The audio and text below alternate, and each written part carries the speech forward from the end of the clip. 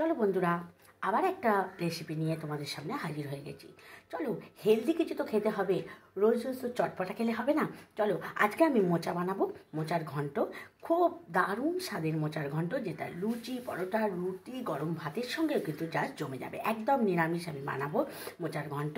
চলো, তার জন্য ছোলা ভিজিয়ে দিয়েছিলাম। দেখো, মোচাটা কুটে কালো হয়ে যাবে বলে জলেতে আমি ভিজিয়ে দিয়েছিলাম 10 মিনিটের মতো। ভিজিয়ে এবার আমি এটাকে প্রেসারে দিয়ে দেবো, নুন হলুদ দিয়ে সিটি দিয়ে দেবো। চলো, সবটাই তোমাদের কাছে দেখাচ্ছি কীভাবে কী করছি। একদম ঝামেলা ছাড়া মোচার ঘন্ট হয়ে যাবে। দারুণ স্বাদের এই মোচার ঘন্ট তোমাদের বাড়ির সকলে যারা খায় না তারাও কিন্তু চেটেপুটে খাবে, আমি কথা দিচ্ছি। চলো, যেভাবে বানাবো তোমাদের কাছে শেয়ার করো। দেখো, আমি প্রেসারে দিয়ে দিয়েছি, বুঝতে পারছো। দেখো, প্রেসারে দিয়ে দিয়েছি। এতে একটু আমি হলুদ দিয়ে দেবো, হলুদ আর নুন দিয়ে ভালো করে সিটি দিয়ে নেবো।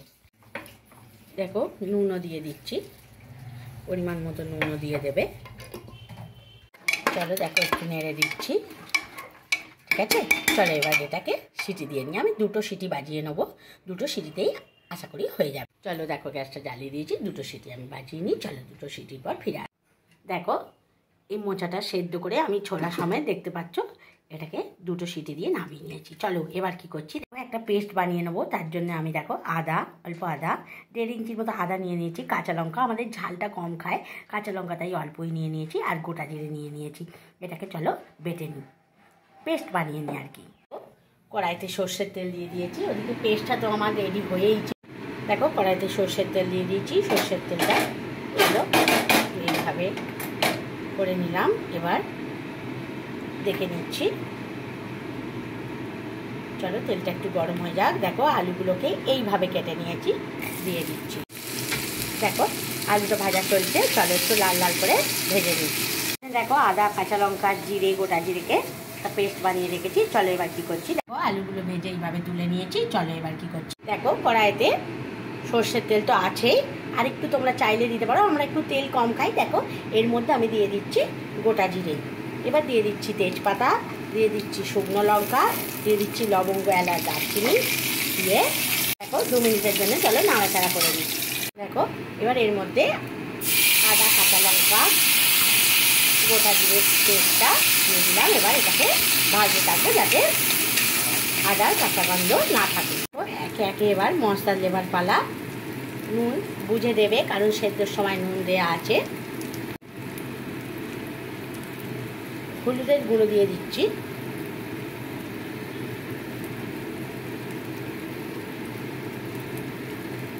দিয়ে দিচ্ছি রঙের জন্য কাশ্মীরি লঙ্কা গুঁড়ো, সুন্দর একটা কালার চলে আসবে। কাশ্মীরি লঙ্কা গুঁড়ো দিয়ে দিলাম।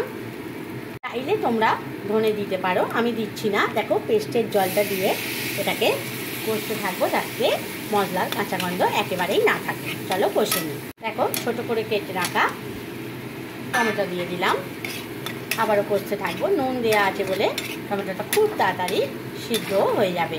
চলো, কষিয়ে নিই। দেখো, কষাতে তো থাকছি। দেখো, তোমরা চিনি দিয়ে দেবে, যে যেরাম খাও মিষ্টি সেরাম দেবে। এটা একটু মিষ্টি মিষ্টি হলে ভালো হবে মোচার ঘন্ট, যে যেরাম খাও সেরাম দিয়ে। দেখো, এই মতো অবস্থায় আমি আলুটা দিয়ে দেবো, ভাজে রাখা যে আলুটা সেটা দিয়ে দেখো। আলুটা দিয়েও কষানো চলছে, চলো কষিয়ে নিই। আলুটা দিয়ে কষানো তো চলছেই, এবার আমি সিদ্ধ করে রাখা মোচাটাও দিয়ে দেব। দেখো, সিদ্ধ করে রাখা মোচাটাও দিয়ে এইভাবে সমস্তটা মিশিয়ে নিতে হবে। একটু গোবিন্দভোগ চাল নিয়ে আমি ভিজিয়ে দিয়েছিলাম, 2-3 ঘন্টা আগে ভিজিয়ে দিয়েছিলাম। এবার একটু পেস্ট করে এতে দেবো, কারণ মোচা থেকে তো জল বেরোয়, এটা দিলে সুন্দর একটা স্মেলও আসবে, আর খেতেও সুস্বাদু হবে, আর জলটাকেও টেনে নেবে। চলো, এটাকে পেস্ট বানিয়ে আনি। দেখো, এটা কষানো চলছে, এটাকে এবার একটু আমি ওই মতো অবস্থায় এটা আমি একটু ঢাকনা দিয়ে দেবো। দেখো, একবার আমি ঢাকনাটা খুলে চেক করি। দেখো, এরকম এটাকে একটু, দেখো মোচা তো সেই জন্য জল দেখো বেরিয়েই যাচ্ছে। আমি একটু এরকম গোবিন্দভোগ চাল পেস্ট করে নিয়েছি, এটা দিয়ে দিচ্ছি।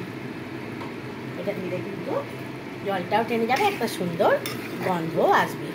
চলো, নাড়িয়ে চাড়িয়ে দিই, একটা সুন্দর গন্ধ আসবে। তোমাদের কাছে নারকেল কুড়ো থাকলে প্রথমে একটু নারকেলগুলোকে ভেজে ফোড়নের সময় দিয়ে দেবে, আরও ভালো হবে, আরও ভালো গন্ধ হবে, টেস্টও অসাধারণ হবে। আবার শেষেও একটু নারকেল কোড়া ছড়িয়ে দেবে। আমার কাছে এখন নেই, মানে আছে, ভাঙা নেই বলে আমি দিতে পারছি না, তাই আমি নারকেলটা দিতে পারলাম না। তোমরা কিন্তু অবশ্যই দেবে। চলো এবার আর একটু হলেই এটা হয়ে যাবে। তো রান্নাটা আমার একদম ডান হয়ে গেছে।